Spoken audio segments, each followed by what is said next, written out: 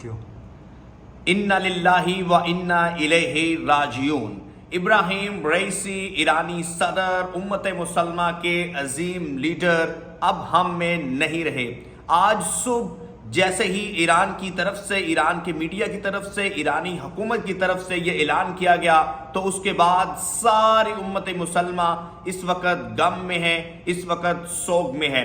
आपको तफसीलात बताते हैं कि इब्राहिम रईसी जो कि ईरान के सदर हैं, वो आज़रबाईजान से एक डैम के इफ्तिताह के बाद जब वापस ईरान की तरफ आ रहे थे तो उनके हेलीकॉप्टर को हादसा पेश आया। उस हादसे की खबरें फौरी तौर पर गर्दिश करने लगी, जिसके ऊपर पाकिस्तान के वजीर आजम ने भी कल अपनी एक ट्वीट में कहा कि कुछ खबरें सुन रहे हैं लेकिन हम खुशखबरी की उम्मीद करते हैं कि इब्राहिम रईसी और अपने साथियों के साथ जो भी उनके साथ हेलीकॉप्टर में मौजूद थे वो हैरो अफियत से होंगे। लेकिन आज सुबह जैसे ही ये खबर आई तो सारी उम्मत मुसलमा गम में डूब गई। अब हम आपको बताते हैं कि इब्राहिम रईसी के साथ कौन कौन हेलीकॉप्टर में मौजूद था।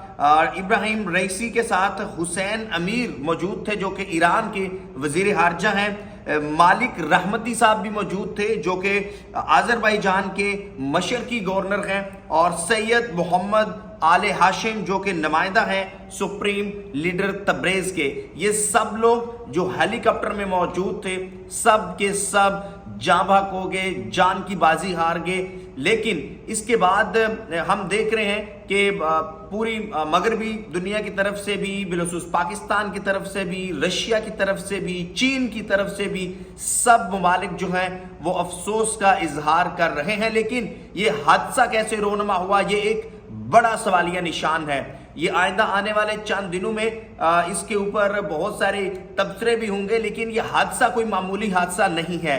ईरान की अवाम हो या ओवरऑल मुसलमान उम्मा हो, वो बिल्कुल इसे कबूल करने के लिए तैयार नहीं है कि ये एक हादसा हो सकता है, बल्कि अवाम का ओवरऑल यही मौकफ है कि इसको गिराया गया है। याद रहे कि गुज़िश्ता कुछ दिनों से ईरान और इसराइल के दरमियान एक मुहाज़राई चल रही है, और जिसको लेकर तकरीबन एक महीना पहले ईरानी सदर पाकिस्तान भी आए थे। आपने देखा कि उनका जिस तरह से जोशो जज्बे के साथ इस्तकबाल किया गया, हुकूमत पाकिस्तान ने जिस तरह इस्तकबाल किया, इस सारी सिचुएशन को देखते हुए इस तरह का हादसा होना, जहां एक बहुत अफसोसनाक बात है, बहुत बड़ा नुकसान है, वहीं पर ये इस हिस्से के लिए भी एक अलार्मिंग सिचुएशन है, क्योंकि इसके बाद सूरत हाल यकसर मुख्तलिफ हो जाएगी। इस पर बहुत सारे सवालात उठेंगे। अभी तक सऊदी अरब की तरफ से कोई ऐसा मौकफ नहीं आया। जो सबसे अहम और अलार्मिंग बात है वो ये है कि सऊदी अरब ने अब तक ना ही कोई अफसोस का इजहार किया है, ना ही कोई मौकफ आया है। हत्ता कि रशिया, चीन हो या स्पेन हो, यूरोपीय ममालिक हो, सब ने तकरीबन या कुछ ने इजहार किया है अफसोस का, लेकिन अभी तक सऊदी अरब की तरफ से कोई ऐसा इजहार नहीं किया गया। लेकिन अब देखेंगे कि आइंदा आने वाले दिनों में क्या इस पर पेशरफ्त होती है। लेकिन जिसके ऊपर जब ये वाकया या हादसा रोनमा हुआ तो अवाम बहुत गमगीन थी, जिसके बाद ईरान के जो इस वक्त कायम मुकाम सदर हैं, जो पहले नायब सदर थे डॉक्टर मोहम्मद मखबर, उन्होंने आते ही कहा कि ईरान की जो इंतज़ामी है या जो इंतज़ामी अमूर है उसमें किसी तरह की कोई हलल नहीं आएगी। अवाम पुरुम्मीद रहे और ईरान उसी तरह अपनी सरगर्मियां जारी रखेगा जैसे इब्राहिम रईसी साहब ने जारी रखी हुई थी। ये अब तक की ओवरऑल डेवलपमेंट्स थी, अब तक की ओवरऑल जो है वो अपडेट थी। नेक्स्ट वीडियो के अंदर मैं आपको इब्राहिम रईसी साहब के मुतालिक एक मुकम्मल बताऊंगा कि उन्होंने कब और कैसे करियर का आगाज किया, और जो अब नए नायब वजीर आजम जो थे, नायब सदर जो थे, जो अब सदर मुंतखब हुए हैं, तो उनका करियर क्या है और उनकी प्रोफाइल क्या है, उनकी हिस्ट्री क्या है।